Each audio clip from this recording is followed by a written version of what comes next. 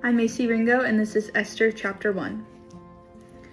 These events happened in the day of King Xerxes, who reigned over 127 provinces stretching from India to Ethiopia.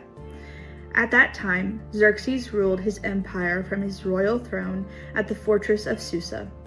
In the 3rd year of his reign, he gave a banquet for all his nobles and officials. He invited all the military officers of Persia and Media, as well as the princes and nobles of the provinces. The celebration lasted 180 days, a tremendous display of the opulent wealth of his empire and the pomp and splendor of his majesty.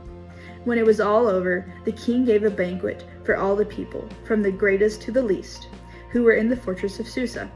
It lasted for 7 days and was held in the courtyard of the palace garden.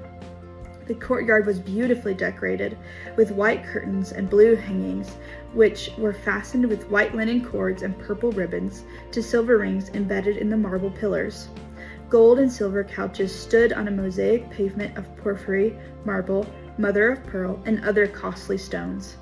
Drinks were served in gold goblets of many designs, and there was an abundance of royal wine, reflecting the king's generosity.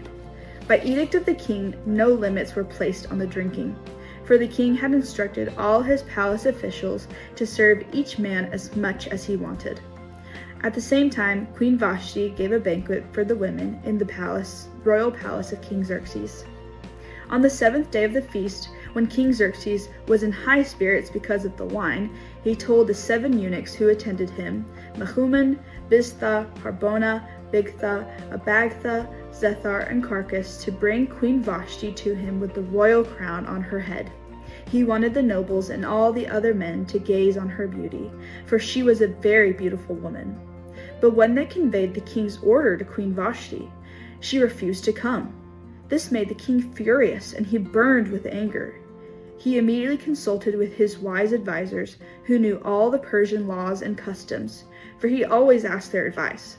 The names of these men were Karshena, Shethar, Admantha, Tarshish, Meres, Marsena, and Memucan, 7 nobles of Persia and Media. They met with the king regularly and held the highest positions in the empire.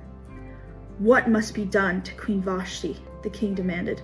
"What penalty does the law provide for a queen who refuses to obey the king's orders, properly sent through his eunuchs?" Memucan answered the king and his nobles. "Queen Vashti has wronged not only the king, but also every noble and citizen throughout your empire. Women everywhere will begin to despise their husbands when they learn that Queen Vashti refused to appear before the king. Before this day is out, the wives of all the king's nobles throughout Persia and Media will hear what the queen did and will start treating their husbands the same way. There will be no end to their contempt and anger. So, if it pleases the king, we suggest that you issue a written decree, a law to the Persians and Medes that cannot be revoked. It should order that Queen Vashti be forever banned from the presence of King Xerxes, and that the king should choose another queen more worthy than she. When this decree is published throughout the king's vast empire, husbands everywhere, whatever their rank, will receive proper respect from their wives." The king and his nobles thought this made good sense.